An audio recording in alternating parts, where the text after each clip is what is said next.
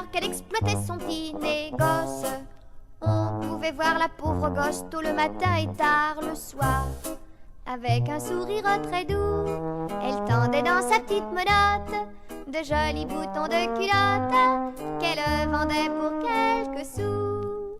C'est la môme au bouton, au bouton de culotte, pauvre môme pas là, qui vendait sans façon, qui vendait du bouton, pour sauver qu'elle a pauvre toutes les culottes des autres et gagner son crouton.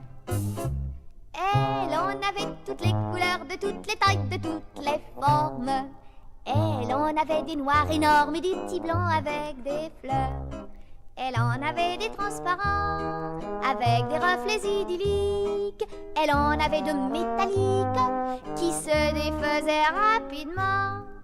C'est la môme au bouton, au bouton de culotte, pauvre môme pas là, qui vendait sans façon, qui vendait du bouton, pour la soie des coquettes ou la toile des chemisettes, bouton, tête, tonton.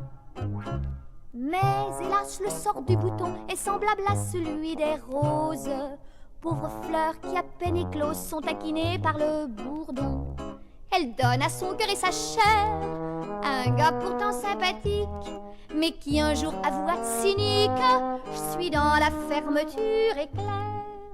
Et la môme au bouton, au bouton de culotte, pauvre môme pas là, perdit toute raison, perdit toute raison, devant l'affreux dilemme, quitter celui qu'elle aime ou trahir ses boutons.